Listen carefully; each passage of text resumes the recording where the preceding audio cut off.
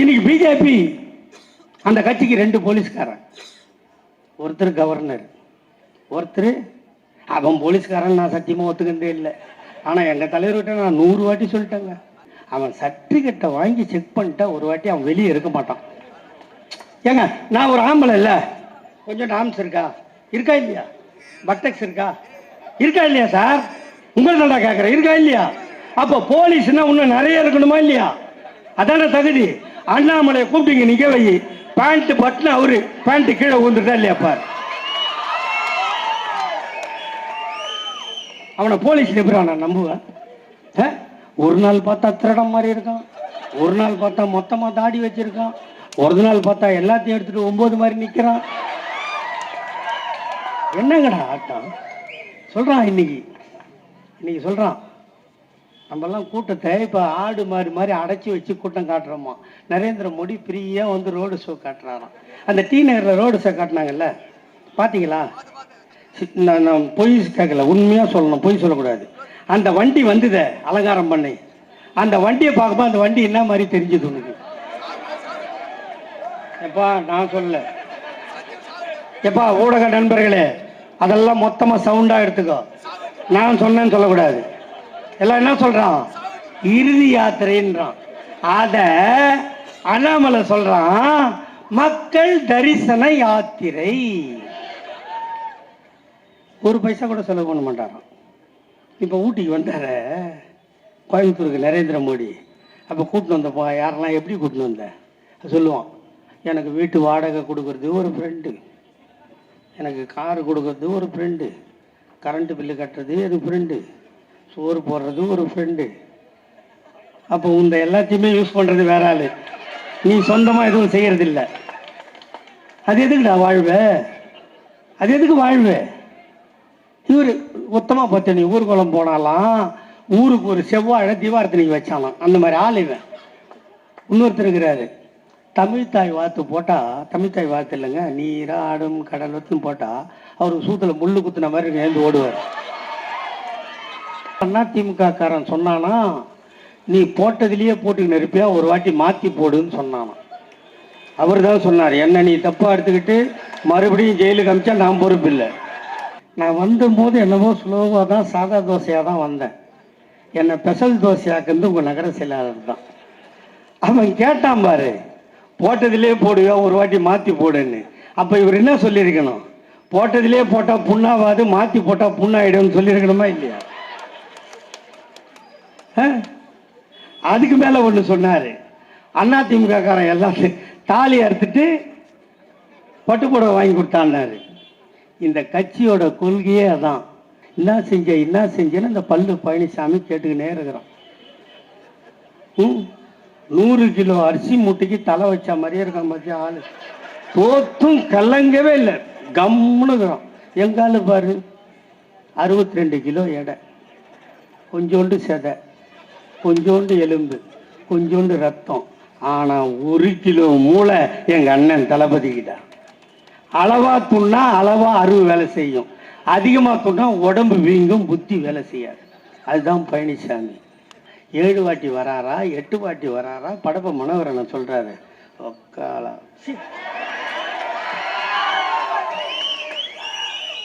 என்னால உணர்ச்சியை கட்டுப்படுத்த முடியாதுங்க, நான் மனுஷன், அதிலும் சுரண உள்ள மனுஷன். நீ பாட்டுக்கு ஆட்டுவ, ஜெயிலுக்கு போயிட்டா நீயே வருவே, மனு போட்டு பார்க்க வரமாட்ட. என் பொண்டாட்டிய 2 பொண்ணும் தான் வந்தான், 10ஆம் வருஷத்துல இங்கே நிற்கிற என் மச்சான் வந்தார். ஒரு நாளைக்கு சாப்பாட்டுக்கு 1200 ரூபா போடணும், சோத்துக்கு 1.5 லட்ச ரூபா, மொத்த செலவு 4,4 லட்ச ரூபா. ஆனால் எவங்கிட்டையும் பிச்சை எடுக்கலை. தன்மானத்தோட தாத்தா கலைஞரின் பெயரை சொல்லி 64 நாள் கழித்து ஆண்மகனாக வெளியே வந்த ஒரே சிங்கம் நான் தான். எவங்கிட்டையும் ஒரு பச்சை இங்கு கையெழுத்து வாங்கலை. உனக்கு வயசு 64, நீ முதியோர் செல்லுக்கு போடணும். நான் கேட்டனாடா உன்னை ஜெயிலர் கேட்டான். நான் வயசானவன் தெரிந்தா உனக்கு? இல்லை சார், உங்கள் ரெக்கார்டில் 60, ரெக்கார்டில் 64, எனக்கு 24ரா, நான் ஆர்டினரி செல்லுக்கு போகிறேன். பேட்டி கேட்டான் ஒருத்த வந்து, 64 நாள் சிறை இருந்திருக்க கஷ்டமா இல்லையா? நான் கட்டிக்கிற வீடை விட எங்கள் தாத்தா கலைஞர் ஜெயில் நல்லா கட்டி வச்சிருக்காரு அண்ணன், நீங்கள் எல்லாம் பார்த்துருப்பீங்க. நாங்கள் என்ன செய்யவில்லை. இங்கே சொன்னார்களே, முஸ்லிம் மக்கள் அதிகமாக வாழுகிறீர்கள், இன்றைக்கு சிஏஏ சட்டம் அமலுக்கு வந்திருக்கிறது. அது யாரால் வந்தது? இந்த பட்டுவில் அதிமுக காரன் இருக்கிறானா? இருந்து எங்கேயாவது ஓரமாக இருந்தால் உனக்கு காது கேட்காது என்றால் ஒக்கால போடி செவிட்டு மிச்சர் வச்சுட்டு வாடாங்க. பாமக குரங்குக்கே தாவரத்தை கத்து கொடுத்த ஒரு கட்சின்னா பாமக ஒண்ணுதான். இப்ப குரங்கு தாவறதில்லை மரத்துல எல்லாம். நம்ம வேலையை அமையறதுக்கு நான் நம்ம தாவ வேணான்னு எப்படி இப்ப எடப்பாடி பழனிசாமி எப்படி சந்தில பூந்து போனானோ அதுல இருந்து கம்பளி பூச்சி இப்ப நெளியறது இல்லை, அது நேரா போகுது. அவன் பல்ல வச்சுக்கிட்டு பல்ல ரொம்ப வச்சு ராவணா. நாங்கள் பிஜேபியோட கூட்டணியில இருந்து பிரிந்து விட்டோம். ஊர் தாலையெல்லாம் அறுத்துட்டு நீ வந்தான்னா வரலன்னா செத்து போ சொல்லு. உண்மைதானங்க? எல்லாத்தையும் பண்ணிட்டான். நீட் தேர்வு ஓகே, உதய் மின் திட்டம் ஓகே, விவசாய சட்டம் ஓகே, எல்லாத்துக்கும் ஓகே. என்ன மட்டும் நிம்மதியா விட்டுடு. அது ஏன்டா இந்த மானங்கட்ட பழப்பு? எங்க தலைவர் கூட சொன்னோம், ஜெயலலிதா செத்து போச்சு, 16 டிசம்பர்ல செத்துதா, 17 சொன்னோம். ஏன் தலைவரை சும்மா நம்ம லோன்னு ஊரெல்லாம் சுத்தி ஓட்டு கேட்டு ஒரு 40 எரும மாடை பிடிச்சி இந்த பக்கம் கூப்பிட்டு வந்தா நம்ம பாட்டுக்கு ஆட்சி அமைச்சிடலான்னு. எங்க அண்ணன் சொன்னார், அதுக்கு எச்சஸ் ஒரு துன்ற ஆளுக்கு நான் பிறக்கல, இந்த மண்ணுக்கு சொந்தக்காரன் ஐயா கலைஞரின் மகன், நான் மக்களை சந்தித்து வெல்வேன். காத்திருந்தோம். இந்த மானங்கட்ட பொழப்பு இல்லை. ஆனால் எடப்பாடி பழனிசாமி இந்த நாட்டில் எப்படி முதல்வரானார் நீங்களாம் பார்த்திருப்பீங்களே. அப்படி ஒன்றும் பூர முடியுமா சார்? ஒரு 3க்கு 2 டேபிளுங்க, 4 பேர் அந்த பக்கம் இருக்கான், 2 பேர் இங்க இருக்கான். இவன் அது உள்ள தலையை விட்ட உடனே அந்த இவன் இருந்தால திண்டுக்கல் சீனிவாசன், அவன் 2 காலையும் டக்குன்னு தூக்கிட்டான். இவன் கடிச்சிட போறான்னு. ஏன்னா இவன் பல்லுதான் இந்த மிச்சம் இருக்க, சும்மா இருந்தாவே சிரிச்சா மாதிரியே இருப்பான். அந்த ரஜினி படத்துல வடிவேலு மிரண்டு போய் காட்டுவாங்க பார், அப்படின்னு போய் பிராண்டி அந்த காலை கடிச்சு அந்த செருப்பை சுத்தமா தொடச்சி நாக்காலேயே பாலிஷ் போட்டு இப்படி முதலமைச்சரா வந்துட்டு அவங்க யாரும் சொல்லுவோம், பழனிசாமிக்கு முழுகெலும்பு இல்லைன்னு சொன்னாரு. யார்? எங்காலு. அவன் சொல்றான், நான் வலுவா தான் இருக்கேன். நீ ரொம்ப வலுவா தான் இருக்க, மானம் இல்லை, இல்லாத ரோசம் கெட்டு போய் வாழ ரெடியா, அதுதான்டா சொன்னார் முதுகெலும்பு இல்லைன்னு. நான் ஆட்சிக்கு வந்தா ஃபாரின்ல இருக்க பணத்தெல்லாம் கொண்டு வந்து ஒவ்வொருத்தர் பேங்க்லயும் 5 லட்சம் போடுவேன். என் கூட்டாண்ட மீன் விற்கிற ஆயா, கருவாடு விற்கிற ஆயா, மாவு விற்கிற ஆயா, சுள்ளி விற்கிற ஆயா, பூ விற்கிற ஆயா, இவெல்லாம் போய் பேங்க் வாசல்ல நிற்கிறா. நம்ம கேட்டேன், ஆயாயா ஏன் ஐயா இங்க வந்திருக்கிற? மோடி 5 லட்சம் போடுறாராம். பக்கத்துட்டு கேள்வி கிட்ட சொன்னா அவ முன்னாடி வந்து நின்றுடுவா, அதனால நான் வந்துட்டேன். திறந்துட்டீங்க, பேங்க் திறந்துட்டீங்க. 5 லட்சம் நொட்டலை, 5000 நொட்டலை, 5 ரூபா நொட்டலை, 5 பைசா இல்லை. ஆச்சா? இப்ப எங்க அண்ணன் பணம் போடுறாருல, உரிமை தொகை, புதுமை பெண் திட்டம், இதெல்லாம் பேங்க்ல தானே போடுறோம். அதை ஒரு ஆயாவுக்கு 1000 ரூபா போட்டோம். டேய் வாங்கி வைடா, நானும் வரேன்டா. எனக்கும் 1.5 மாசமா பாயிலா அவ்வளோ அபாயாகுதுரா பாயிங்க. எந்த தேர்தல் வந்தாலும் நான் விரதம் இருப்பேன். உண்மையிலே இந்த தேர்தல் பிரச்சாரத்துக்கு போறாங்க எல்லாம், பிரச்சாரத்துக்கு போறேன்னு சொல்லுவான். நான் விரதம் இருந்து ஒவ்வொரு தேர்தலையும் சந்திப்பேன். போடலையா, நம்ம பணம் போட்டோம்ல 1000 ரூபா, ஒரு ஆயா என்ன பண்ணுச்சு, சுருக்கு பையில இருந்தா பேரங்கரம் எடுத்துட போறான்னு சொல்லி அப்பப்போ 100 ரூபாயா எடுத்தது. 9 வாட்டி எடுத்துருச்சு, 900 ரூபா வந்துருச்சு. மிச்சம் எவ்வளோ இருக்கணும்? 100 ரூபா இருக்கணுமா? காடை கொண்டு போய் உள்ள விட்டு ஆட்டுச்சு, 100 ரூபா வரல, 75 ரூபா தான் வந்தது. பேங்க்கில் போய் அந்த ஆயா கேட்டுது, ஏன் 25 ரூபா காணும்? அது எஸ்எம்எஸ் சார்ஜின்னு. ஆயாவுக்கு செல்போனே இல்லை. 25 ரூபா போயிடுச்சா? அப்புறம் மினிமம் பேலன்ஸ் இல்லைன்னு ஒரு அமௌண்ட் பிடிக்கிறது. அப்புறம் 3 மாசத்துக்கு ஒரு வாட்டி ஒரு அமௌண்ட் பிடிக்கிறது. ஆனுவல் மெயின்டெனன்ஸ்னு ஒரு அமௌண்ட் பிடிக்கிறது. இப்படி பிடிச்ச காசு மட்டும் 25,500 கோடி ரூபாயை திருடி வைத்திருக்கின்ற திருடன் தான் தாடி வச்ச கேடி நரேந்திர மோடி. எவ்வளோ? 25,000 ரூபாவை நம்ம தாலி அறுத்து நம்ம ரத்தத்தை உறிஞ்சி சேர்த்து வச்சிருக்கான். இப்ப நம்மால பாத்தியா நிக்கிறான என் தம்பிலாம், ஒரு சிகரெட் வாங்குவான். இவன் சிகரெட் வாங்கினானே கொளுத்துவான். நானும் பார்ப்பேன், கொளுத்த மாட்டான். ஃபோன் எடுத்துன்னு தேடுவான். என்னடா தேடுற? ஸ்கேனிங் எங்கே இருக்குது? எவ்வளோக்கு? 12 ரூபாய்க்கு. தம்பிங்களா, நீங்கள் தானே ஜிபே, அது என்ன பேடிஎம் ஜிபேவா அது பேர்? நான் அதெல்லாம் நோண்ட தெரியாது. ஸ்கேன் பண்ணி அனுப்புவீங்கள, இந்த மாதத்தோட நிப்பாட்டிக்குங்க. இனிமே நீங்கள் அந்த மாதிரி பணத்தை அனுப்பிச்சின்னா உன் தாலியும் அறுப்பான், நீ எவனுக்கு அனுப்புறியோ அவன் தாலியும் அறுப்பான் நரேந்திர மோடி. ஏன் சொல்லு? உங்களை இதைத்தான் பழக்கம் பண்ணிட்டான். காசே இல்லாத செல்போன் எடுத்துன்னு போன்னு சொல்லி பழக்கம் பண்ணிட்டான். இப்படி எல்லாத்தையும் மொழிவிட்ட, அதுலேருந்து வெளியே வர மாட்டேன், அதில் பைசா பிடிக்க போகிறான். இப்படி பிடிச்ச பணம் வாங்கி வச்சிருக்கான். ஆனால் விஜய் மல்லையான்னு ஒருத்தன் தெரியுமா உங்களுக்கு? கேள்விப்பட்டுக்கிறீங்களா? 9,000 கோடி கடன் வாங்கிட்டான். கடன் வாங்கிட்டு ஏர்போர்ட்டில் இவன் ஏரோப்ளைனுக்கு ஏறுறான் விஜய் மல்லையா. நிதி மந்திரி அருண்ஜேட்லி இறங்குறாரு. அந்த கன்வேயர் பெல்ட் அது ரெண்டு, ஒரு ஏறுறாரு, அவர் இறங்குறாரு. அவன் பார்த்து ஹலோ ஜெட்லின்னு அவன், hi Mallya, where are you going? I am going London, please okay good luck. யாரு அவன்? 9,000 கோடி திருடின்னு போகிறான். நிதி மந்திரி குட் லக்னு சொல்லி அனுப்புகிறான். அனுப்பிட்டானா? அவன் யார்? அம்மா வீட்டு துட்டு. அந்த 9,000 நம்ம வீட்டு துட்டு எடுத்துட்டு போயிட்டு அவன் சும்மா இருப்பானா?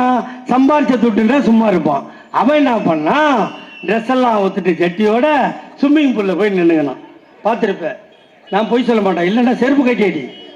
நான் சொல்றது தப்புன்னா எந்த செருப்பு கைட்டேடி, உண்மைன்னா போய் பிரதமர் அடி. யாரையா ஒருத்தர் நீ அடிக்கணும் இல்லையா? எடுத்துன்னு போயிட்டான். அவன் நிற்கிறான். அவனுக்கு தண்ணியில் நின்று தண்ணி அடிக்கணும் அவனுக்கு ஆசை. சரி, தண்ணி அடிக்கணும்னா ஒரு டம்ளரில் ஊற்றி ஓரத்தில் வச்சா வந்து எடுத்துக்க வேண்டியது தானே.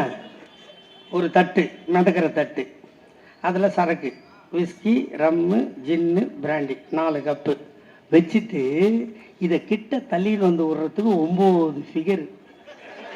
ஏய், இது அடுக்குமாடா? எந்த ஊர்லடா அடுக்கும்? எங்க ஆயாவை தாலி எடுத்து 25 ரூபாய் SMS சார்ஜ் எடுத்து, எங்க மினிமம் காசை எடுத்து இதெல்லாம் கொள்ளடிச்சு வச்சுட்டு விஜய் மல்லையா இன்னும் ஒரே ஒரு மசுரை கூட உனக்கு பிடுங்கல. அவன் ஜாலியாக இருக்கும். வாரா கடன். நாங்கள் ஒரு சின்ன டிவியோ இல்லை ஒரு டிராக்டரோ இல்லை ஏதோ ஒரு சாமானை வாங்கிட்டா 6 ஆள் வருவாங்க. நாங்கள்லாம் வந்து ரெக்கவர். அவர் இதை போய் நொட்டினா அவருக்கு 2000 ரூபா. எவனா அது மாதிரி வந்தான்னா இனிமேல் என்ன சொல்லணும்? போய் விஜய் மல்லையாவை கூப்பிட்டுவான், நீரவ் மோடியை கூப்பிட்டுவான். இவனெல்லாம் கூப்பிட்டு வந்தீங்கன்னா என் வீட்டுக்குள்ளே சேர்ப்பேன். நல்ல கம்பி எடுத்து அடுப்பில் காய வச்சுருன்றேன். பட்டே வலி. ஏங்க திருந்தாத செல்வத்தை வேற என்னங்க பண்ணலாம்? எவ்வளோ சொல்கிறோம்? நீ தப்பு பண்ண சொன்னார படப்ப பண்ணுங்கிற 500 1000 செல்லாதுன்னு யாரை கேட்டு சொன்ன? யார் அம்மாவை கேட்டடா? இந்த நாட்டுக்கு நீ பிரைம் மினிஸ்டர், மந்திரி சபையை கூட்டினியா? எதிர்கட்சி கேட்டியா? திடீர்னு 7:45 அறிவிச்சார். இவர் தேர்தலில் இருந்தார். அடுத்த 5வது நாள் என் பொண்ணு கல்யாணம். 18 லட்ச ரூபா பேங்க்கில் இருக்கு. நான் 2000 ரூபா வாங்கி தந்துறேன் சார் என் காசை. எவ்வளோ திமிர் இருக்கும்? அந்த 2000 ரூபா வாங்க போய் 160 பேர் செத்துட்டாங்க. ஏடிஎம் மிஷினில் போடுறான்னா அதுக்கு மிஷின் ரெடி இல்லைன்றான். நான் 2000 ரூபாய்க்கு லைனில் நின்னா பிஜேபிக்காரன் வீட்டில் 40,000 கோடி அடுக்கி வச்சுக்கிறான். டிவியில் காமிச்சானா இல்லையா? அவனுக்கு எப்படிடா போச்சு? இதெல்லாம் கேட்க நாதி இல்லையா? சரி, செல்லாதுன்னு சொல்லிட்டு அவர் கேட்டார. அந்த செல்லாதுன்னு சொல்லி 2000 ரூபா நோட்டம் 500 ரூபா நோட்டம் அச்சடிக்க 6500 கோடி செலவு. இந்த செலவு யார்? மோடி வீட்டில் இருந்து கொடுப்பியா? பண்ணிட்ட. மறுபடியும் பார்க்க அந்த ரோஸ் நோட்டு எங்கப்பா அந்த ரோஸ் நோட்டு? நீ தானடா பிரிண்ட் பண்ண, நீ தானே இது செல்லுன்னு சொன்ன. அதையும் தாண்டி சொன்னான் தீவிரவாதி கிட்டலாம் இந்த பணம் இருக்குது, செல்லாதுன்னு அறிவிச்சா தீவிரவாதிலாம் ஓய்ஞ்சிருவான். சொன்னா இல்லையா? நம்மளுக்கு 40 தொகுதி, 39 தமிழ்நாடு, பாண்டிச்சேரி 1. ஒரே நாளில் தேர்தல் நடக்குதா? காஷ்மீரில் தான் தீவிரவாதிலாம் ஓய்ஞ்சிட்டான்ல. நீ 370 நீக்கிட்டல்ல, சிறப்பு அந்தஸ்தை கேன்சல் பண்ணிட்டல்ல. அந்த மாநிலம் அமைதி பூங்காவாக இருக்குது. நீங்கள் தானே சொல்கிறீங்க. அங்கே இருக்கிற மொத்த தொகுதி 5. மொத்த தொகுதி 5. 5 தொகுதிக்கு 5 நாள் தேர்தல் நடத்துகிறோம். டேய் முட்டாப்பையில கடா பிறந்த நீ. ஒன்று சொன்ன அதை செய்யணும்டா. நாங்கள் என்ன செய்யவில்லை. இங்கே சொன்னார்களே, முஸ்லிம் மக்கள் அதிகமாக வாழுகிறீர்கள். இன்றைக்கு சிஏஏ சட்டம் அமுலுக்கு வந்திருக்கிறது. அது யாரால் வந்தது? இந்த பட்டுவில் அதிமுக காரன் இருக்கிறானா? இருந்து எங்கேயாவது ஓரமாக இருந்தால் உனக்கு காது கேட்காது என்றால் ஒக்கால போடி செவிட்டு மிச்சல் வச்சுட்டு போடாங்க. அந்த சட்டம் எப்போது வந்தது? 2019 பாராளுமன்றத்தில் அந்த சட்டம் வந்தது.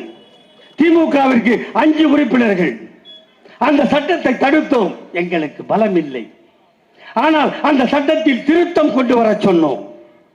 என்ன திருத்தம் என்று கேட்டால், நீங்கள் இந்துக்களுக்கு குடியுரிமை தருகிறீர்கள், பார்சிக்கு தருகிறீர்கள், சீக்கியருக்கு தருகிறீர்கள், இப்படி 6 பேருக்கு தருகிறீர்கள். தயவு செய்து அதில் முஸ்லிம்களையும் இலங்கை தமிழர்களையும் சேர்த்துக் கொள்ளுங்கள் என்று சொன்னோம்.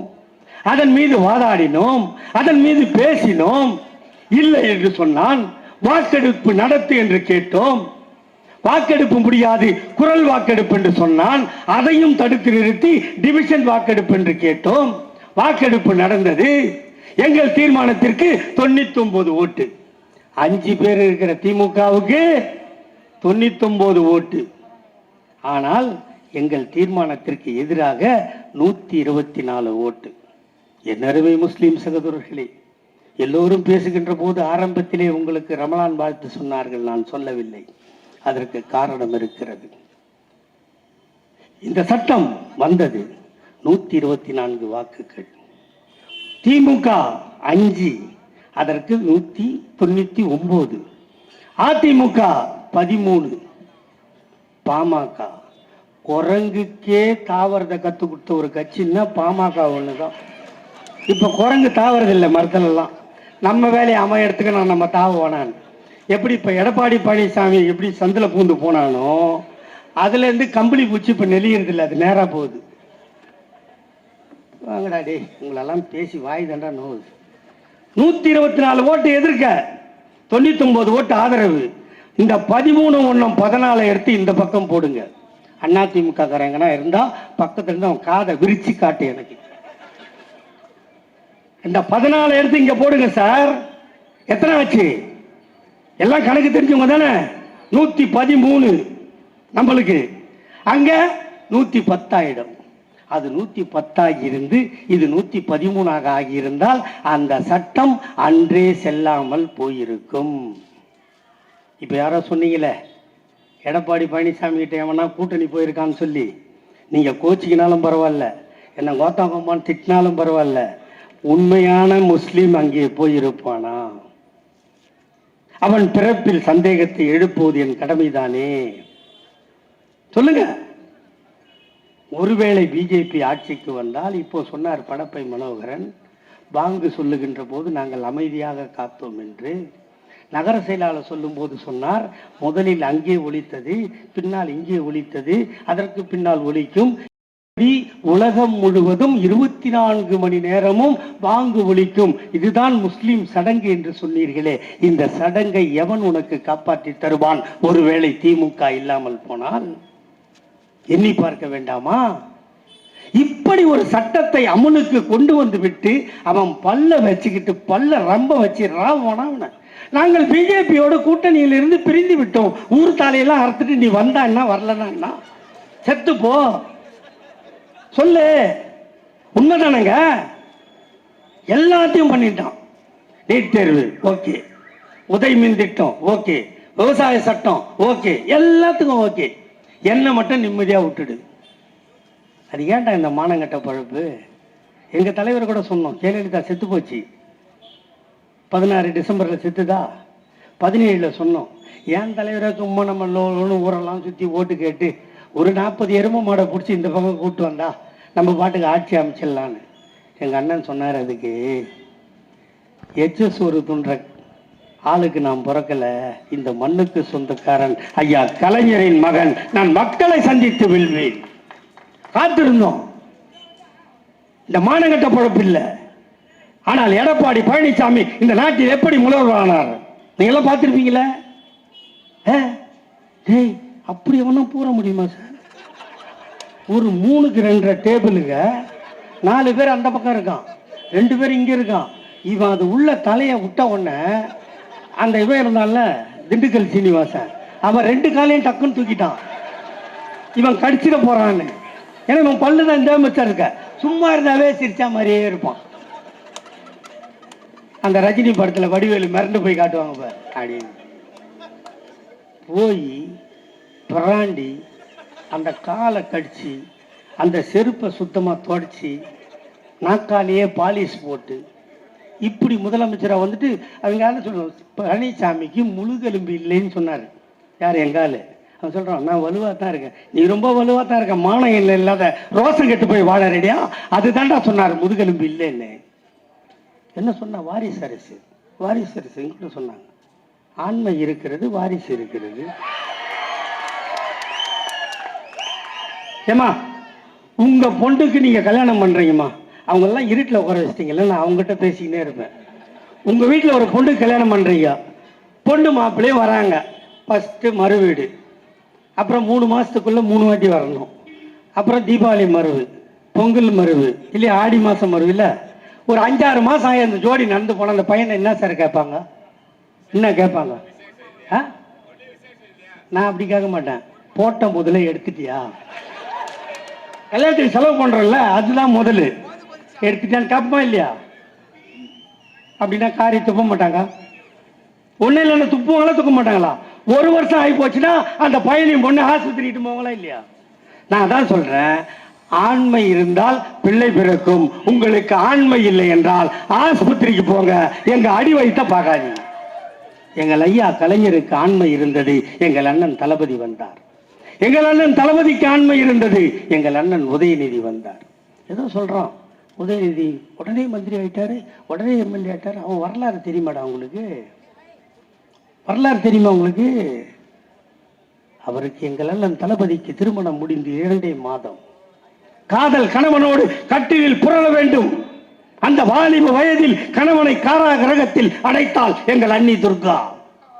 திரும்பி வருவானா, கணவன் வரமாட்டானா தெரியாது. அந்த பெண்ணை பெற்ற மனது எப்படி நொந்திருக்கும், அவர்கள் தாய் வீட்டார் எவ்வளவு கஷ்டப்பட்டு இருப்பார்கள். ஒருவேளை சிட்டி பாபுவும் பாலகிருஷ்ணனும் செத்து போகாமல் இருந்திருந்தால் எங்கள் அண்ணன் தளபதி அன்றே செத்து போயிருப்பான். அவர்கள் உயிரை குடித்து எங்கள் அண்ணன் உயிரை காப்பாற்றினார்கள். அவள் கருவுற்று இருந்தாள். அவளுக்கு 5ஆம் மாதம் மறுபடம் வைக்கவில்லை, 7ஆம் மாதம் ஜடை தைக்கவில்லை, 9ஆம் மாதம் சீமந்தம் நடக்கவில்லை. அவளே மருத்துவமனைக்கு சென்றால், அவளே பிள்ளை பெற்றால், பெற்ற பிள்ளையை கொண்டு வந்து பால் ஊட்டி சீராட்டி வளர்த்து அதற்கு ஆடை அணிவித்து நேரா மத்திய சிறைச்சாலைக்கு சென்று, காதலனே, கணவனே, என்னை கருவாக்கியவனே, நீ கருவாக கொடுத்த குழந்தையை நான் நாசம் பண்ணாமல் பெற்றெடுத்து வந்துகிறேன் என்று சொல்லி காட்டியவள் எங்கள் அன்னை துர்கா. பார்த்தவர் எங்கள் அண்ணன் தளபதி, காட்டிய குழந்தை எங்கள் அண்ணன் உதயநிதி. அவன் கருவுல தியாகிடாவ. நீங்கெல்லாம் தெருவுல தண்டா தியாகி, தெருப்பொறிக்கு நாய்களை. எங்களை பார்த்து பேசுறீங்க, கருவுல தியாகி. ஒரு பொண்ணை கொடுத்தா சும்மா இருப்பானா சார்? பெத்தவங்க 2 மாசம் ஜெயிலுக்கு போயிட்டார். யாருக்காக? அவருக்காகவா? சொல்லுங்க. இதெல்லாம் விட்டுட்டு வந்து நேரா நின்னுக்குன்னு நரேந்திர மோடி திமுகவும் காங்கிரஸும் குடும்ப அரசியலை. காமராஜருக்கு புள்ள இருந்தால் வாரிசு வந்திருக்குமா இல்லையா? இல்லை. எம்ஜிஆருக்கு புள்ள இருந்தால் வாரிசு வந்திருக்குமா இல்லையா? இல்லை. ஜெயலலிதாவுக்கு புள்ள இருந்தால் வாரிசு வந்திருக்குமா இல்லை? இல்லைன்னா எங்களை ஏன்டா என்னடா பண்ண சொல்றீங்க? நாங்கள் வந்து அவங்களுக்கு ஹெல்ப் பண்ண முடியும். அது ஹெல்ப் பண்ற வேலையாடா? அது ஹெல்ப் பண்ற வேலையா? இருக்குது கொடுக்குறோம், இல்லைன்னா சும்மா இரு. எங்க கிட்ட கேட்டா அதான் கேட்போம். நாங்க வரோம், அங்க இருந்து வந்து திமுகவை அழிப்பேன் படகு மனோகரன் சொன்னே. இந்த திமுகவை அழிப்பேன்னு சொன்னவர்கள்லாம் ஆயுசு கம்மி நாஜா. திமுக அழிப்பேன்னு சொன்னா ஆயுசு கம்மி. ஆனா அழிப்பேன்னு சொன்னவனுக்கும் சமாதி கட்டி வைக்கிறது எங்க கட்சியோட பழக்கம். 83 வயசு எங்க தாத்தா கலைஞருக்கு. அப்போ ஒருத்த வந்து சொன்னான், என்ன உடம்பு சரியில்லையாம்மா அவங்க தலைவருக்கு, போயிடுவார் போல் தெரியுது அப்படின்னா. நான் சொன்னேன், டேய் நான் ஒரு ஆத்தாளுக்கு பிறந்தவன், எல்லா சமாதியும் கட்டிட்டோம், இன்னொரு பெரிய சமாதி கட்ட வேண்டியது இருக்குது, அது கட்டாத எங்கள் தாத்தா போக மாட்டான்டான்னு. கட்டிட்டு தானே போனார். இப்போ உடம்பு சரியில்லாமல் சிக்கா இருந்தார்ல, நான் உங்களால் பேச முடியாம ஒருத்தன் பயங்கரமாக நோண்டுவான்னு, உங்களால் பேச முடியாமன்னா அது பேசுறாரு பாடுறான்னு. எங்க பேசுறாரு? அவர் கிரிக்கெட் தான் விளையாடுறாரு, அதான்டா பேச்சு இல்லை. 96 வயசில் ஒரு பெரியவங்க என்ன ஆட்டம் ஆடலாம்? ரம்மி ஆடலாம், தாயபாஸ் ஆடலாம், சீட்டு ஆடலாம், இல்லை பரமபதம் ஆடலாம். ஆனால் எங்கள் தாத்தா கலைஞர் என்ன ஆடினார்? பேரங்கிட்ட பேட்டு, இவர் போலிங் போட்டார். அப்போ என்ன சொல்ல வர்றாரு? நான் ஏற்கனவே 13 விக்கெட்டு எடுத்துட்டேன், 14வது விக்கெட் எடுக்க நான் தயார், என் கூட எவனா பேட்டிங் ஆட தயாரான்னு கேட்டாரா இல்லையா? அப்படிப்பட்ட தலைவர் அவர் மண்டை என்ன மண்டடா, ஒரு யுகத்துக்கு ஒரு கடவுள் மாதிரி அவரோட புள்ள. நீ வேற எவனா பேசிட்டு போ. இன்னைக்கு என்ன பண்ணீங்க? நான் ஆட்சிக்கு வந்தா அடையாடா பாவியில் ஒரு சவுண்டு கேட்டா ஏந்திரங்கி தான் பிஜேபி காரன் பண்ணுகிறான். எனக்கு ஆச்சரியமாக இருக்கிறது. இவ்வளவு செய்துவிட்டு, இவ்வளவு சாதனைகளை புரிந்துவிட்டு, இன்னும் மேடை போட்டு விளக்கமைத்து ஒலிபெருக்கி அமைத்து உங்களிடம் ஓட்டு கேட்க வேண்டிய கட்டாயம் எங்களுக்கு இருக்கிறதா? இங்கே சொன்னாரே நகர செயலாளர், 10 ஆண்டு காலம் அதிமுக ஆட்சி தானே, இந்த பட்டுவை வடிவமைத்திருக்கலாமே, அந்த பள்ளியை கட்டியிருக்கலாமே, பஸ் நிலையம் கொண்டு வந்திருக்கலாமே, குளத்தை சீரமைத்திருக்கலாமே, இந்த சாலையை அகலப்படுத்தி இருக்கலாமே. செய்தார்களா? ஏன் நீங்கள் மறந்து போவீர்கள் என்று அதிமுக காரன் உங்களை முழுமையாக நம்புகிறான். அதனால் உதாசீனமாக இருக்கிறான். எங்களுக்கு அப்படி அல்ல. மக்களுக்கு உழைக்காமல் வீட்டுக்கு போனால் திமுக காரனுக்கு தூக்கம் வராது. அப்படித்தான் எங்களை இந்த கட்சி உருவாக்கி இருக்கிறது. 64 நாள் சிறையில் இருந்தேன் என்று சொன்னேன். சிறையில் இருக்கின்ற அதிகாரிகளை நான் தூங்க விடவில்லை. அங்கேயும் என் வேலையை செய்தேன், அங்கேயும் மக்களை செம்மைப்படுத்தினேன். இங்கே சொன்னார்கள் எனக்கு முன்னால், பஸ்ஸில் செல்கிறீர்களா என்று கேட்டார் எங்கள் படப்பை மனோகரன். என் தாய்மார்களே, உங்கள் நெஞ்சில் கை வைத்து சொல்லுங்கள், நீங்கள் ஏதோ ஒரு வேலைக்கு போகிறீர்கள். ஆபீஸ் துடைக்க, சித்தால் வேலை, கொத்தனார் வேலை, பேப்பர் மடிக்க, இப்படி ஏதோ ஒரு வேலைக்கு செல்கிறீர்கள். வேலைக்கு செஞ்சா சம்பளம் வாங்குவீங்க. சம்பளம் வாங்கினா அதை யார்கிட்ட கொடுக்கணும்? யார்கிட்ட கொடுக்கணும்? புருஷன்கிட்ட கொடுக்கணும், இல்லை மாமனார்கிட்ட கொடுக்கணும், இல்லை மாமியார்கிட்ட கொடுக்கணும். இதான உண்மை. ஆனா சம்பாதிச்ச நீ அவகிட்ட பணத்தை கொடுத்துட்டு அடுத்த நாள் காலையில் நீ வேலைக்கு போறதுக்கு ட்ரெஸ் எல்லாம் பண்ணி பேகெல்லாம் மாட்டி செருப்பெல்லாம் போட்டு, அத்தான் பஸ்ஸுக்கு காசு கொடு, மாமா பஸ்ஸுக்கு காசு கொடு, அத்தை பஸ்ஸுக்கு காசு கொடு. கேட்டீங்களா இல்லையா? கையேந்தி நின்னீங்களா இல்லையா? இதை பார்த்தார் எங்கள் அண்ணன் தளபதி. உங்களை பெறாத தந்தையாக இருந்தார். அவர் சொன்னார், என் தாய்மார்களே, இனிமேல் நீங்கள் எவனிடமும் கையேந்த வேண்டியதில்லை. பேக்க மாட்டினியா, செருப்பை போட்டியா, தலைய வாரணியா, பூவை குத்துனியா, ரோடுக்கு வந்தியா, கண்டக்டர் மச்சான் விகில் அடிச்சானா, நீ ஏறனியா, உட்காந்துக்கலாம், கால் மேல கால் போட்டுக்கலாம், அந்த காலை ஆட்டவும் ஆட்டலாம். ஆனா காசு கொடுத்து டிக்கெட் எடுத்த ஆம்பளை மேல கால் படாம பார்த்துக்கணும். அவன் துட்டு குத்து டிக்கெட் எடுத்துட்டான் பாவம். இந்த நிலையை எங்கள் அண்ணன் தளபதி உருவாக்கினார்.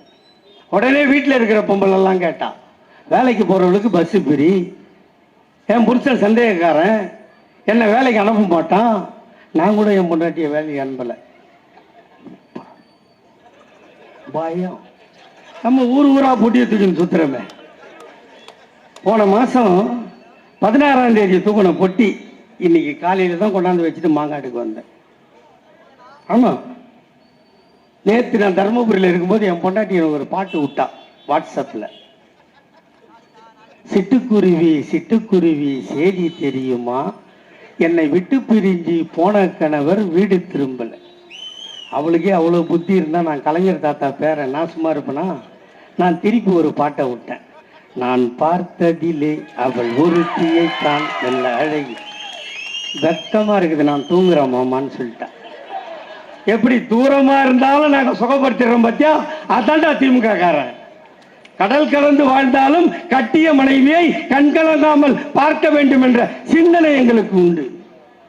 பஸ்ஸுக்கு போயாச்சு. வீட்டில் இருக்கிற பொம்பளெல்லாம் கேட்டா, அப்ப நாங்க என்ன பண்றது? மனோகர் என்ன சொன்னார், அது உரிமை தொகை.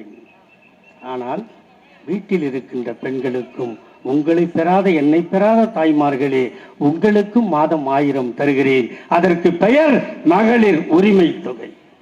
வேலைக்கு போகிற ஆயாவுக்கு கொடுத்தாச்சு, வீட்டில் இருக்கிற அம்மாவுக்கு கொடுத்தாச்சு.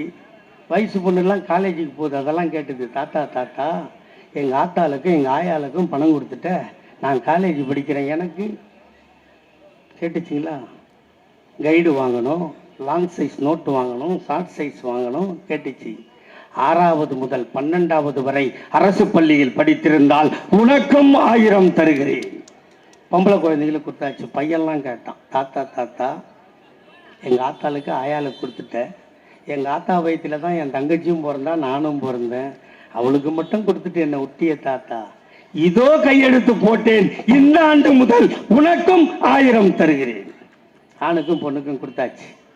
கொடுத்த உடனே அந்த 1வதுலேருந்து 5வது படிக்குது இல்லை குழந்தை, அது கேட்டுச்சு, எல்லாருக்கும் கொடுத்துட்டீங்க, காலையில் போய் பசியோடு நான் பள்ளிக்கூடம் போகிறேன், பள்ளிக்கூடத்தில் பாடத்தை கேட்பனா வயிறு பசியை பார்ப்பனா, தாத்தா என்ன கவனிக்கலையேன்னு கேட்டுச்சிங்க. உடனே சொன்னார், உங்களை பெறாத தாத்தா நான் இருக்கிறேன், இன்று முதல் காலை உணவு திட்டம் உங்களுக்கும் தருவேன். ஆணும் பொண்ணும் படிச்சிருச்சு, வேலைக்கு போகணும். அப்போ கம்ப்யூட்டர் கோர்ஸ் போகணுமா இல்லையா? ஜாவா படிக்கணும், எம்எஸ் படிக்கணும், டேலி படிக்கணும், இல்லை காசு கட்டணும். அதையும் நீ போய் படிக்காதே, நான் முதல்வன் திட்டம் மூலம் உன்னை தயார்படுத்தி வேலைக்கு அனுப்ப வேண்டிய பொறுப்பு எனக்கு. இவ்வளவு பண்றோம். இப்ப என்ன சொல்றான் பிஜேபிக்காரங்க? சொன்னார் அண்ணன், பிஜேபிக்காரன் என்ன சொல்றான்? இவ்வளவு செய்யறாருல்ல எங்க அண்ணன் தளபதி, இதெல்லாம் எங்கிருந்து வந்தது? எங்கிருந்து வந்தது? அவரை பெற்ற அவங்க அப்பா என்னோட தாத்தா டாக்டர் கலைஞரோட ரத்தம் அந்த உடம்புல ஓடுதுரா. சொன்னாரே நம்ம நகர செயலாளர், கருவறை முதல் கல்லறை வரை 5 முறை ஆட்சி பண்ணார் எங்க தாத்தா கலைஞர். 6வது முறை வாக்கு கேட்டோம். அவர் கேட்டார், என் தாய்மாரே, என் தந்தைமாரே, பெண் குழந்தையை பெற்றுவிட்டால் அதற்கு திருமணம் செய்வதற்கு காசு இல்லையா? கவலைப்படாதே தாத்தா, நான் இருக்கிறேன், வா, 30,000 திருமண உதவி திட்டம். திருமணம் முடிந்து விட்டதா? அந்த இளம் ஜோடி ஆக்கி சாப்பிட அரிசி இல்லையா? கவலைப்படாதே தாத்தா, நான் இருக்கிறேன், வா, 1 ரூபாய்க்கு 1 கிலோ அரிசி. அந்த அரிசியை ஆக்கி சாப்பிட கேஸ் அடுப்பும் இல்லையா? கவலைப்படாதே தாத்தா, நான் இருக்கிறேன், வா, கேஸ் அடுப்பும் ஃப்ரீ. ஆக்கி சாப்பிட்ட ஜோடிக்கு பொழுது போகவில்லையா? கவலைப்படாதே தாத்தா, நான் இருக்கிறேன், வா, இலவசமாய் வண்ண தொலைக்காட்சி பெட்டி. வாழ்ந்த ஜோடிக்கு மாசமாகி விட்டாரா? 7 மாசம் ஆகி போனதா? அவளுக்கு சத்தான உணவு வாங்கி கொடுக்க கணவனால் முடியவில்லையா? கவலைப்படாதே தாத்தா, நான் இருக்கிறேன், வா, மாதம் 1000 வீதம் 3000 தருகிறேன், சத்தாக சாப்பிட்டு முத்தாக பெத்து போடு. பெத்து போட்ட பிள்ளைக்கு பால் சுரக்கவில்லையா? கவலைப்படாதே தாத்தா, நான் இருக்கிறேன், வா, மீண்டும் 1000 வீதம் 3000 தருகிறேன், சத்தாக சாப்பிட்டு முத்தாக காப்பாற்று. காப்பாற்றிய பிள்ளை பள்ளிக்கு செல்ல வேண்டுமா? அவனுக்கு காசு கட்ட பணம் இல்லையா? கவலைப்படாதே தாத்தா, நான் இருக்கிறேன், வா, school fees free, uniform free, புத்தகம் ஃப்ரீ, புத்தகம் போடுகின்ற பையும் ஃப்ரீ, அவன் பஸ்ஸிலே செல்வதற்கு பஸ் பாஸும் ஃப்ரீ. பள்ளிக்கு போன பிள்ளை சவலையாக இருக்கிறானா? கவலைப்படாதே தாத்தா, நான் இருக்கிறேன், வா, சத்துணவில் வாரம் 5 முட்டை தருகிறேன். அவன் முட்டை சாப்பிட மாட்டானா? அவனுக்கு வாழைப்பழம் தருகிறேன். படித்த பிள்ளை +1 போனானா? அவன் சைக்கிள் ஓட்டுவானா? உனக்கு வாங்கி கொடுக்க வக்கில்லையா? கவலைப்படாதே தாத்தா, நான் இருக்கிறேன், வா, இலவசமாய் சைக்கிள் தருகிறேன். +2 போனானா? அவன் கல்லூரிக்கு போக வேண்டுமா? கட்டுவதற்கு காசு இல்லையா? அவன் தான் வீட்டில் முதல் கிராஜுவேட்டா? கவலைப்படாதே தாத்தா, நான் இருக்கிறேன், வா, காலேஜ் ஃபீஸும் ஃப்ரீ. அவனும் காதலித்தானா? அவனும் கர்ப்பமாக்கினானா? அவனும் பிள்ளை பெற்றாளா? இப்படி கொடுத்து கொண்டே இருக்கிறேன். இப்படி பெத்து பெத்து பெத்து வயதாகி போனாயா? நீயும் கவலைப்படாதே தாத்தா, நான் இருக்கிறேன், வா, மாதம் 750 ரூபாய் பென்ஷன் தருகிறேன். 58 வயது ஆகி போனதா?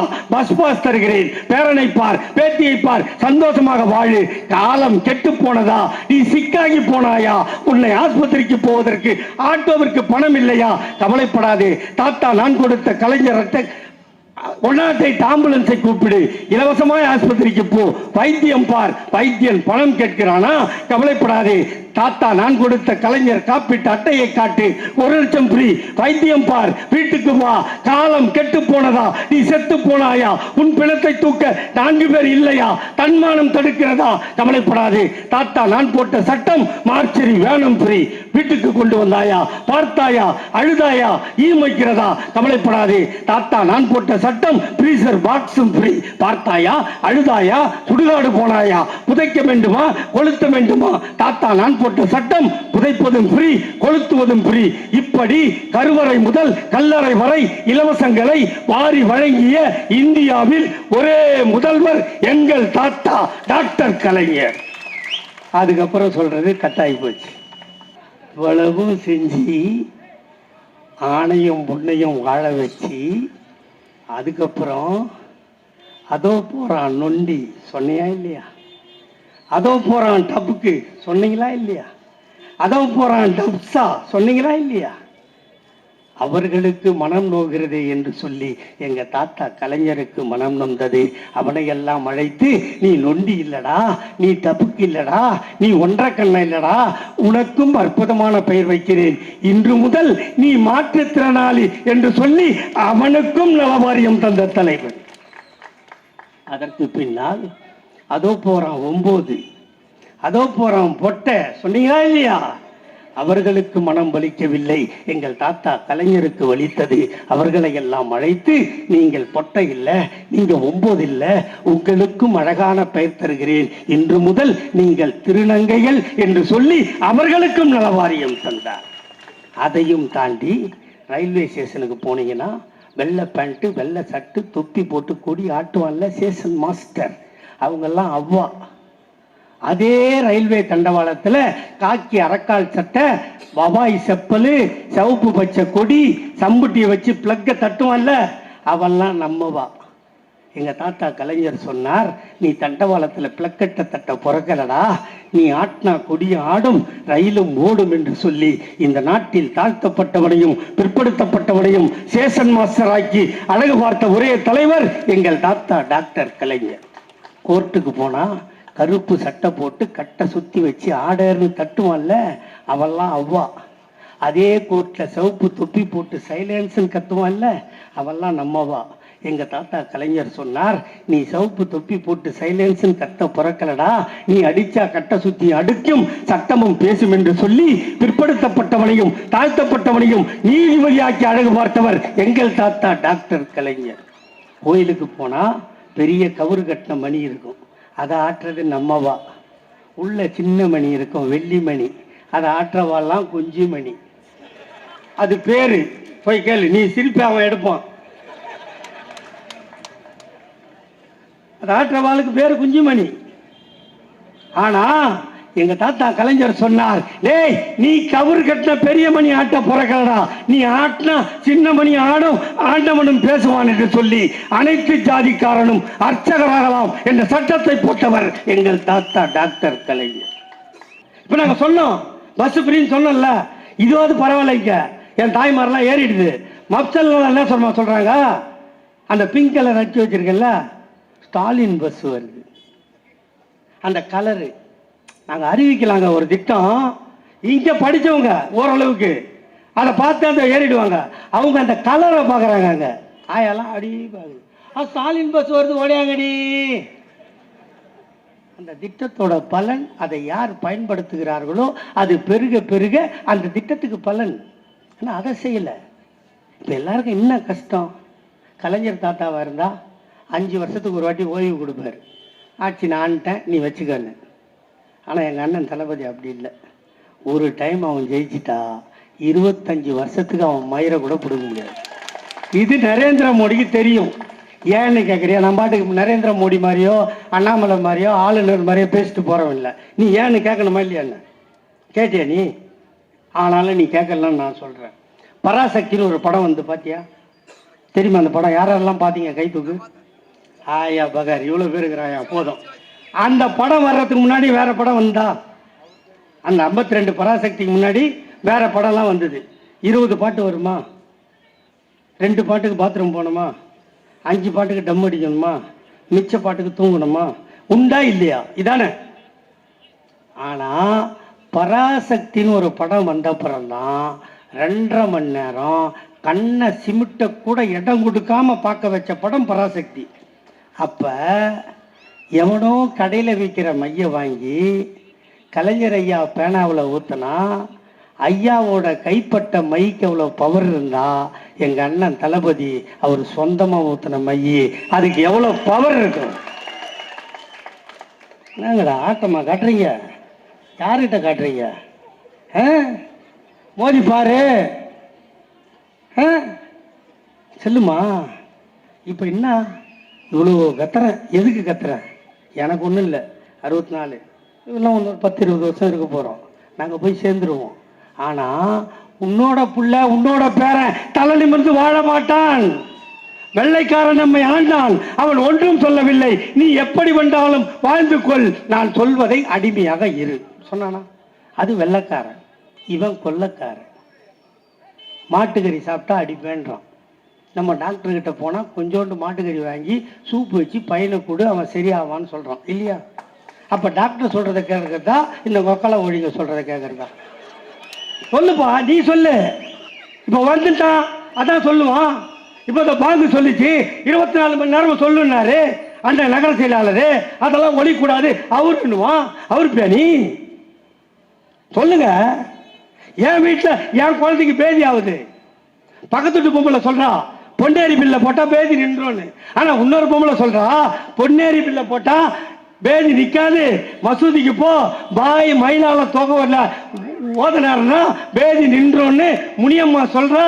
கன்னியம்மா கேட்கறா, எங்க அம்மா போறா, பேதி நிக்குது. நான் பாய நம்புறேன். உனக்கு எங்கடா நோவுது சொல்லு. இப்போ நான் நெத்தியில ஒரு பொட்டு வச்சிருக்கேன்னா அழிஞ்சு போச்சா இருக்குதா? என்ன பொட்டு? என்ன பொட்டு? செந்தூர் கண்டுபிடிச்சிட்ட. இது இந்த பொட்டு ஏன் வந்து தெரியுமா? எனக்கு 91 ஜெயலலிதா அதான் சொல்றேன். முடிக்கணும்னு சொன்னா சொல்லுங்க. குடல்லாம் வலிக்குது கீழெல்லாம். நான் என்ன பண்ண முடியும்? இந்த பொட்டு செந்தூர பொட்டு. இது ஏன் எங்க ஆத்தா எனக்கு வச்சா தெரியுமா? 91 ஜெயலலிதா ஆட்சிக்கு வந்துடுச்சு. அந்த ஆட்சிக்கு வந்த உடனே அவன் கட்சிக்கார எம்எல்ஏவே கையை காலெல்லாம் உடச்சிருச்சு. எங்கள் அவத்தா பார்த்தா பயந்துட்டா. நைனா இங்கே வாடாண்ணா. என்னம்மாண்ணா இதை வச்சுக்கண்ணா. அம்மா நீ வெய்யி, ஆனால் இது இன்னத்துக்கு வச்சேன்னு நீ சொல்லணும். என் கட்சிக்காரன் கேட்பான், அவனுக்கு நான் பதில் சொல்லணும். எனக்கு கேள்வி கேட்டால் பதில் சொல்ல முடியல, நான் செத்துருவேன். அம்மா கிட்ட சொன்னேன். அவன் சொன்னா நைனா நைனா இந்த பொட்டை வச்சு நீ போனா ஜெயலலிதா உன்னை பிடிக்க போலீஸ் அமிச்சாலும் ஆஞ்சநேயர் ஏபிடி பார்சல் சர்வீஸ் மாதிரி உன்னை தூக்கி வந்து வீட்டில் போட்டுருவாரு. எங்கள் ஆத்தா சொன்னான். இப்போ என் நெத்தியில் இருக்குது இல்லையா? இது என் நெத்தியில் இருக்குது, தப்பு இல்லை. இதை கொண்டு போய் ஒரு பாய் நெத்தியில் வச்சா தப்பா இல்லையா? இதைத்தான் பிஜேபிக்காரன் செய்யணுன்றான். சொல்லு, தப்பா இல்லையம்மா? அவன் தேசிய கொடியை ஒத்துக்கல தெரியுமா உங்களுக்கு? தேசிய கொடி இருக்குல்ல, இப்ப தூக்கி பிடிக்கிறான 75வது சுதந்திரம் 75 இல்ல 55 வருஷமா அவன் கட்சியோட ஹெட் ஆபீஸ்ல தேசிய கொடி ஏத்தல. ஏன்? என்ன சொன்னான்? மேல இருக்கிற பச்சை முஸ்லீமை குறிக்கும், நடுவில் இருக்கிற வெள்ளை கிறிஸ்தவனை குறிக்கும், கீழே இருக்கிற காவி மட்டும்தான் எங்களை குறிக்கும். ஆகவே தேசிய கொடி எங்களுக்கு தேவையில்லை என்று சொன்ன பரதேசிகள். அவர்களை விட்டால் அவ்வளவுதான். இப்ப என் தாய்மாரெல்லாம் உட்காந்துருக்கீங்க. ஒரு சிலிண்டர் எவ்வளவுக்குமா வாங்குறீங்க? 1200 இல்ல? நீ ஒரே ஒரு ஓட்டு எங்க அண்ணன் டிஆர் பாலுக்கு போட்டு அமைக்கிடு. 19ஆம் தேதி நீ அமைக்கிட்டு மே மாசம் 6ஆம் தேதி என்னை வந்து கேளு. 500 ரூபாய்க்கு சிலிண்டர் கொடுக்கலாம், என்னை செருப்பால் அடி. நிஜமா 4ஆம் தேதி ஓட்டு எண்ணி இந்தியா கூட்டணி டெல்லியில் ஆட்சி அமைச்சா அடுத்த கையெழுத்து கேஸ் 500 ரூபாய்க்கு கிடைக்கும், பெட்ரோலு 75 ரூபாய்க்கு கிடைக்கும், டீசலு 60 ரூபாய்க்கு கிடைக்கும், பெண்களுக்கு எல்லாம் கிடைக்கும். எங்க அண்ணன் தளபதி என்னெல்லாம் சொல்றாரோ அதெல்லாம் இந்தியா கூட்டணி கொடுக்கும். மோடியை சொல்ல சொல்லு. நீட் தேர்வை ரத்து செய்வோம் சொல்ல சொல்லு. சிஏஏ சட்டம் ரத்து பண்ணுவோம் சொல்ல சொல்லு. விவசாய சட்டம் ஒன்றும் பண்ண மாட்டேன் சொல்ல சொல்லு. சொல்ல முடியாது. அவன்தான் அதோட இலக்கு, அவனுக்கு அதுதான், அதைத்தான் அவன் செய்வான். ஆனால் இந்தியா கூட்டணி என்ன சொல்றான்? நம்ம நேரு மாமா இல்லை, நேரு மாமா கோட்டீஸ்வர மாமா 4 கேட்ல 4 கார் நிற்குமா. அந்த மாமா 14 வருஷம் ஜெயிலேருந்து சுதந்திரம் வாங்கி கொடுத்தா நேரு நாட்டை ஏமாத்திட்டார். யாரு? நேரு. குப்பையா விட்டு போனா வெள்ளைக்காரன். குண்டு ஊசி பட்டினு இல்லை, குண்டு ஊசி பட்டினை கண்டுபிடிச்சி விவசாயத்தை வளர்த்து அந்த விவசாயத்தை பொருளை நம்ம விளைவிச்சா தேவைக்கு போக மிச்சம் இருக்கிறத சேமித்து வைக்க புட் கார்பரேஷன் ஆஃப் இந்தியான்னு ஒரு குடோனை கட்டி அதில் சேர்த்து வச்சாரா இல்லையா? ஃப்ளைட் வாங்கணுமா இல்லையா? ஹெலிகாப்டர் விட்டோமா இல்லையா? ராணுவம் வச்சிருந்தோமா இல்லையா? எல்லாத்தையும் வச்சோம். அடுத்து நம்ம இந்திரா காந்தி ஆயாவை கேவலப்படுத்துகிறோம். 16 ஆண்டு காலம் இந்த நாட்டை ஆண்டு உலக நாடுகளை ஒன்றாக சேர்த்து அணிசேரா நாடு என்று அமைத்து அந்த நாட்டுக்கெல்லாம் தலைவியாக இருந்து 14 தோட்டாக்களை தன் நடுவயிற்றில் தாங்கி பாகிஸ்தானோடு போர் புரிந்து ஒரு நாட்டை இரண்டாக பிரித்து ஒரு புது நாட்டை உருவாக்கிய உலக தலைவர்களில் ஒரே தலைவி எங்கள் அன்னை இந்திரா. அவரை கேவலப்படுத்துகிறாய். தன் மாமியாரை இந்த நாட்டிற்கு தீவிரவாதத்துக்கு பறிகொடுத்தால், தன் கணவனை பறிகொடுத்தால் 21ஆம் நூற்றாண்டுக்கு அழைத்து செல்வோம் என்று ஒரு காலத்தில் ட்ரங்கால் புக் பண்ணா 6 மணி நேரம் ஆகுமா ஆகாதா? லாட்ஜில் உட்காந்துருப்போமா இல்லையா? இன்னைக்கு போட்டா அமெரிக்காவில் அலோன்னு சொல்றமே, இதை கொண்டு வந்தது எங்க லண்டன் ராஜீவ் காந்தி. நீ டிஜிட்டல் இந்தியாவை கொண்டு விளம்பரம் பார்த்தேன். இப்போ கிளம்பும் போது தான் பணப்பரிவர்த்தனை டிஜிட்டல். நீ ஒரு ஏதாவது ஒரு அப்லோடு பண்ண போயேன், சர்வர் சரியா வேலை செய்யல சொல்றானா இல்லையா? ஒரு டிஜிட்டல் பண்ணாராம். அதனால் நான் சொல்ல வர்றது நேரம் ஆகினே இருக்குது. என் தாய்மாரெல்லாம் ஏந்துக்கிறாங்க. அவங்க எதனா புருஷங்க திட்டுவான்ல, நீ ரம்ஜான் வேற, ஏன்னா கொஞ்சம் சரக்கு போட்டோன்னா இன்னும் கொஞ்சம் அதிகமாக வர திட்டுவான். அதனால் நான் உங்களை அனுப்பிச்சிடுறேன், ஒன்றும் தப்பில்லை. நான் சொல்கிற வர்றது என்னென்னா, இவ்வளோ கதையை சொல்லிட்டேன், கேட்டுட்டேன், இன்னும் உனக்கு குழப்பம் வந்துடுச்சுன்னா இன்னும் வேற ஆள் வருவான்ல, அவன் பேசுவான், உனக்கு குழப்பமாயிடும். நீ இந்துவாக இருந்தீன்னா காலையில் குளிச்சிடு, 19ஆம் தேதி நேராக மாரியாத்தா கோயிலுக்கு போ, கண்ணை மூடு, கூப்பிடு மாரியாத்தாவில். அன்றைக்கி 19ஆம் தேதி மட்டும் மாரியாத்தா பேசுவாள். மாரியாத்தா, எல்லாரும் ஓட்டு கேட்குறான், நான் யாருக்கு ஓட்டு போடணும்? வெறும் ராமரையும் ஆஞ்சநேயரையும் கும்பிட்ட பிஜி சாமி தான் கும்பிடணும் அப்படின்னு சொல்கிற பிஜேபிக்கு ஓட்டு போடாத, ஐயனாருக்கு குவார்டர் பாட்டிலும் அருவாவை வச்சு கும்பிடுன்னு சொல்கிற உதயசூரியனுக்கு ஓட்டு போடுன்னு மாரியாத்தா சொல்லுவோம். ஏங்க, நான் இந்து இல்லை, நான் முஸ்லீம், நான் எப்படி? நீயும் போ, மசூதிக்கு போ, கூப்பிடு அல்லாவை. நீங்கள் உருவ வழிபாடு கும்பிட்றதில்லை. அல்லாஹ் வராரோ இல்லையோ காகித மில்லத் சத்தியமாக வருவார். அவர்கிட்ட கேளு, காகித மில்லத் எல்லாரும் ஓட்டு கேட்குறான், நான் யாருக்கு ஓட்டு போடுறது? முஸ்லீம்களுக்கு மதமாற்ற தடை சட்டம் கொண்டு வந்து, சிஐஏ சட்டத்தை கொண்டு வந்து நம்மை நாட்டை விட்டு ஓட வைக்க பார்த்த பிஜேபிக்கு போடாத, உதயசூரனுக்கு போடுன்னு காகிதம் இல்லை சொல்லுவேன். ஐயா, நான் இந்து இல்லை, முஸ்லீம் இல்லை, நான் கிறிஸ்துவன், கவலையே இல்லை, நேராக போ, முட்டியை போடு, 2 பக்கம் 2 பெஞ்சை பிடி, ஏசுவே வந்துருவார். 19ஆம் தேதி எல்லாம் வருவார். அவர்கிட்ட கேளு, இயேசுவே எல்லாரும் ஓட்டு கேட்குறோம், நான் யாருக்கு ஓட்டு போடுறேன்? மதமாற்ற தடை சட்டம் கொண்டு வந்து நம் பாதிரியாரை கவனெல்லாம் அவுத்து ஜெயிலில் போட பார்த்த நரேந்திர மோடிக்கு போடாத, உதயசூரனுக்கு போடுன்னு.